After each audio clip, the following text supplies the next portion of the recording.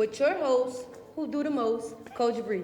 I have a very special guest, Miss Chauna Banks. So I'm a former councilwoman, the years 2013 to 2024.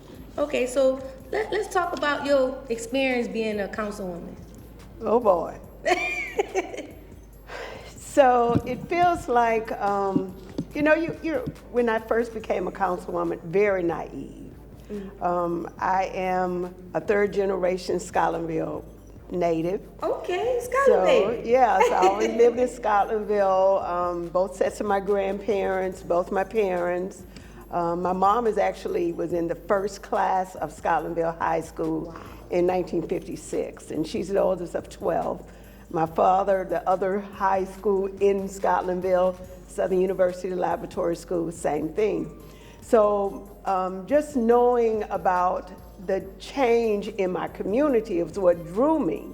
However, I had no idea that the district that I was running went beyond the borders of Scotlandville.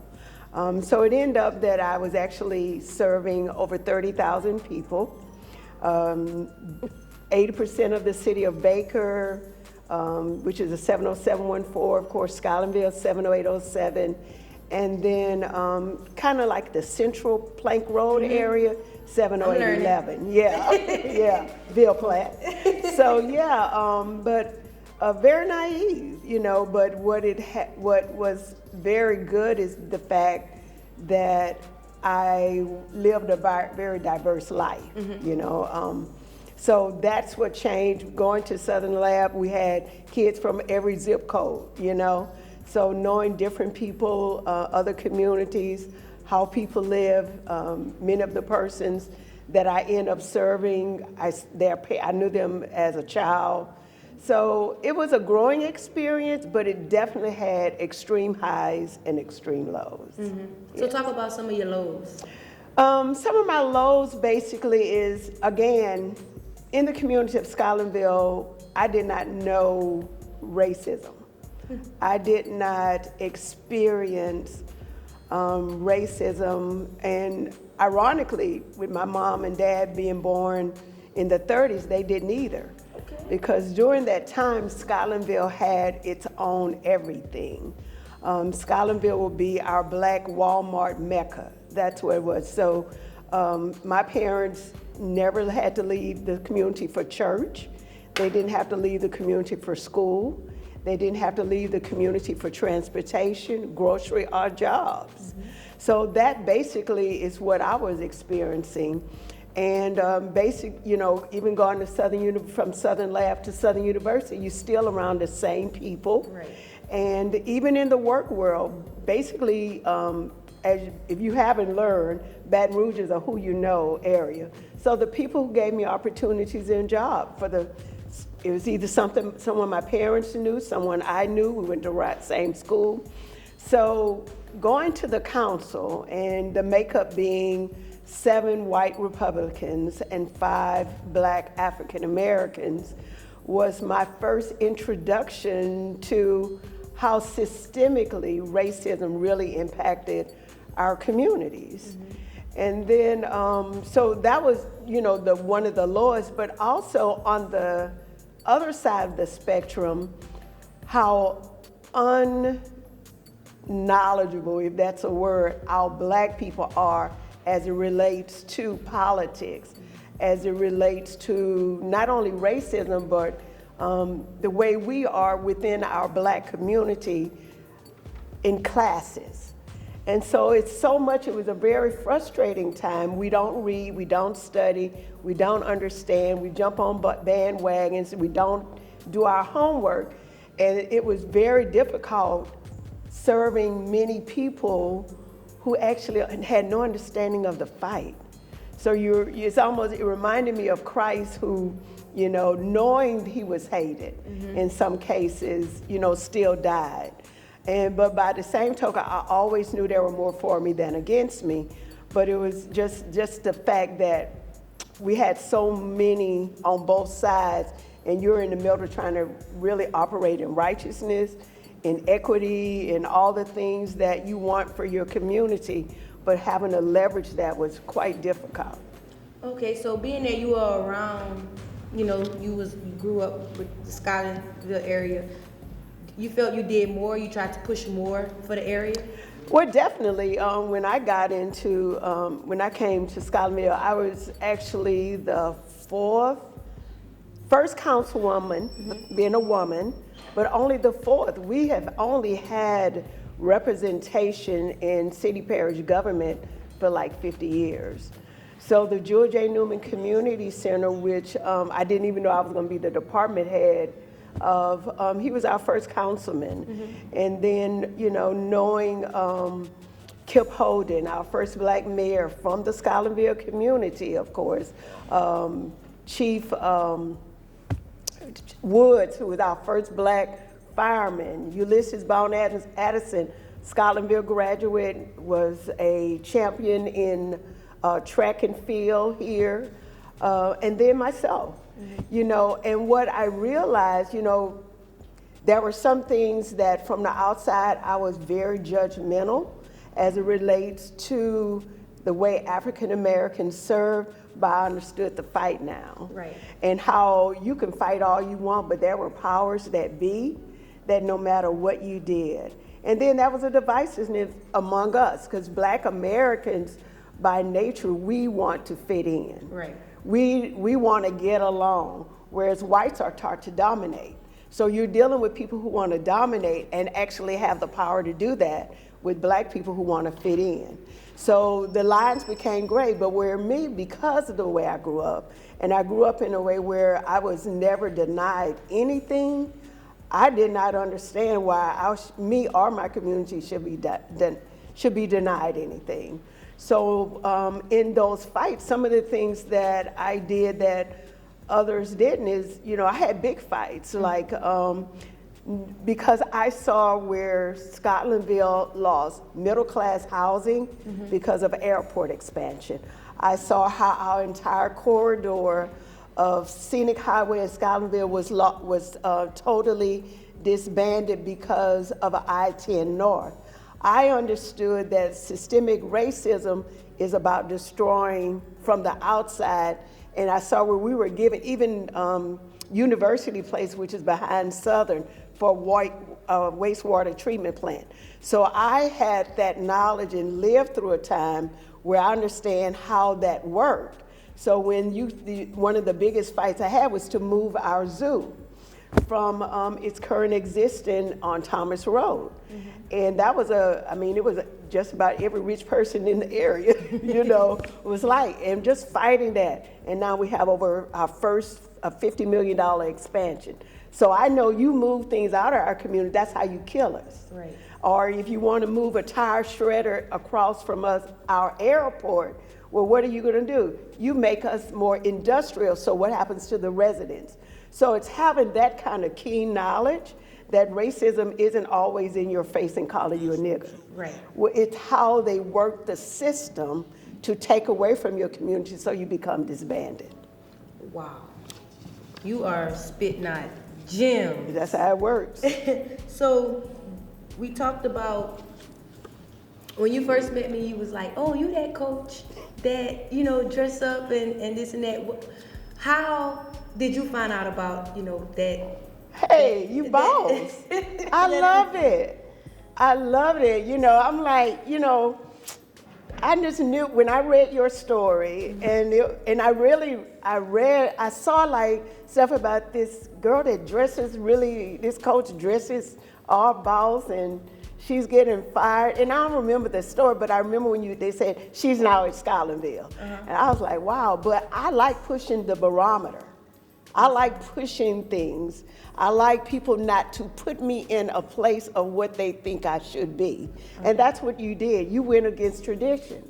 You weren't out there wearing flats and tennis shoes and jumps. Nothing's wrong with that. But you decided at a time that I think is very necessary to force femininity in every area of your life. Right. And too often, as a Black woman, we are always in a position where people want to define who we are.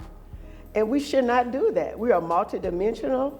You know, we are sitting on the shoulders of ancestors that went through stuff, that went from the birth house to the field house. And we're supposed to stand out. We're supposed to be different. And I love being different.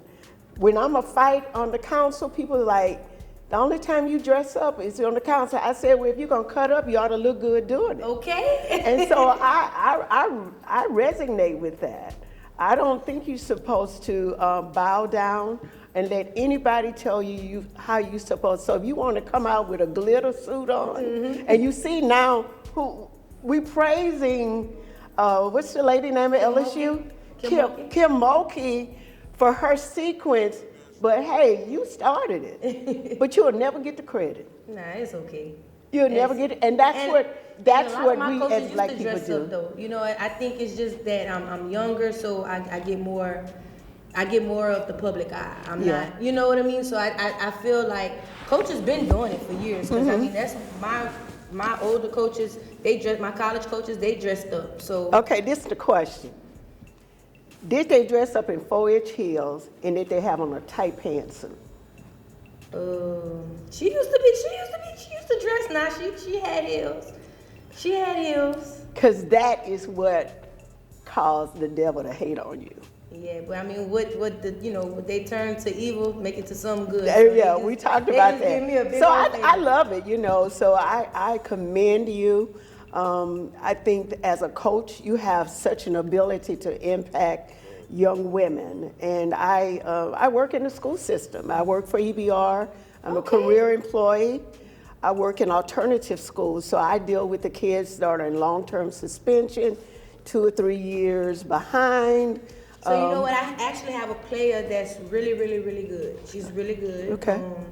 And I actually lost her this season because of, you know, with the EBR readiness. She was actually at EBR readiness. Yeah. So, like the kids there, I feel like people give up on them, you know, and I'm big on, you never know what kids going.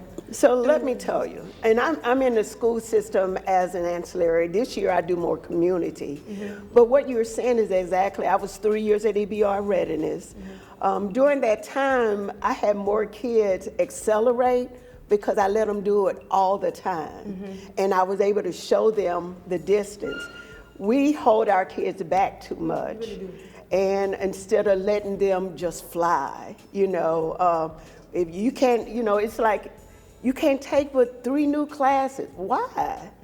Why not? If they could take 5, let them do it. Right. You know, let them move up. Okay, if they could finish in 3 weeks, let them finish. Right. So it's those kind of things that I think cause kids to be really our kids. See, our black kids, they need to work. They do. They need an education.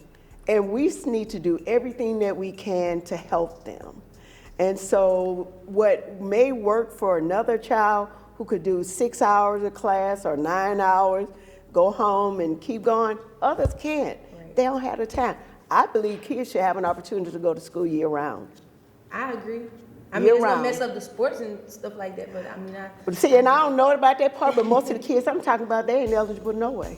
Right, because of the grades. Right. So attendance, grades, discipline.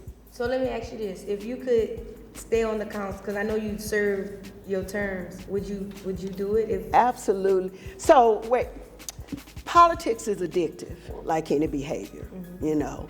So people ask me, did you like being a councilwoman? I didn't like it and I didn't dislike it. It was just what I did. It was a calling. And so what I would say is, because I'm in that space, it's almost an expectation. But I thank God for term limits. Because the way I operate, I'm so into it that I lost who I was. I didn't know where, it got to the point where I didn't know where Chauna Banks ended and Councilwoman began, and vice versa. It's extremely sacrificial. I lost family, friends, you know, the job, you know, I had difficulty with EBR because here you are a councilwoman. If you know how the system, the only people supposed to be on TV is your principal, your school board member, your superintendent. Right. But here I am a normal 9 to 10 month employee, you know, with lots of people ahead of me, but I'm on TV every week. So it wasn't that I thought I was so much, it's that they thought I was so much. And that was an intimidation, that was some jealousy, and that was consistent opportunities to show me you not all of that. How did you cope with that? Like, what was your turnaround of you going through that? What made you just keep going? Well, I had to work. But I moved around a lot. You know, the first time there were people, some people who I had the favor to reach out to, and they would move me around. And then there were some times where I actually got put in closets where nobody would see me, or I didn't interact with anyone. The alternative education has been the best fit for me. It's a smaller setting. There's more opportunity for me to be able to do different things. I'm a school counselor by name, but I mostly do community. For instance, in November, I sent 50 students to the Bayou Classic. Okay. And so I was thinking they may not have been to the Bayou Classic. To my amazement, they had never heard of the Bayou Classic. To my amazement, every week we had to prepare them to what they were going to see. To my amazement, on the last time we were telling them about bathroom breaks, but of course you could use the bathroom on it because I got a chartered bus. They did not know that was a bus with a bathroom. Wow. So So that tells me, as it relates to East Baton Rouge Parish, how important exposure is to our kids. The littlest thing, you know. And so when you say they don't know what they want to be, how do they know when they've never seen anything else? And so it is my goal to expose my kids as often as I can. So I have a uniform depot in my office. I have toiletries in my office. I'm starting a food bank in my office. And when kids come to me, even if they're in trouble, they come grocery shopping and they don't want people to see what they got. Yeah. You'll keep this till I get out of school. I'll be back 5th out. It's cool. They go in my refrigerator, get watered, you know. So that's kids need love. they really do. They bad as hell. They are. They bad, but they literally need love. And our kids, when they're complaining and fussing and fighting, they've been molested at 5. They've been the one that carried was the mule between their dad and the drug dealers. They're the ones that had nowhere to sleep the night before. They're the ones that come to school high, and instead of us like literally damning them to hell, I let them sleep it off in my office. Then I offer them water. Then I tell them to brush their teeth, you know. Yeah. I tell them your breast's gonna grow because you smoke marijuana. I tell them all kind of crazy stuff. But you know, that's what they need. They do. And that's all I got. They never forget that. You know what They I mean? never And as a forget teacher, if you're not doing that, then why are you in the profession? Right. And that's how I look And at that's how I feel. If you're gonna put every child at school where we don't need you to work. Right. Because I mean, I think we're here to teach bodies. And if all the bodies are at home, we just had 4 kids in my school, hadn't been in school in 7 years. Wow. It's critical out there. It is. But I really enjoyed learning. I actually learned today. Thank you for coming on the show. Thank you, Coach Bree. Thank y'all for tuning in. See y'all next time with another episode of Put Me in the Game, Coach. Don't put me in the game. You're gonna lose if you put me in the game.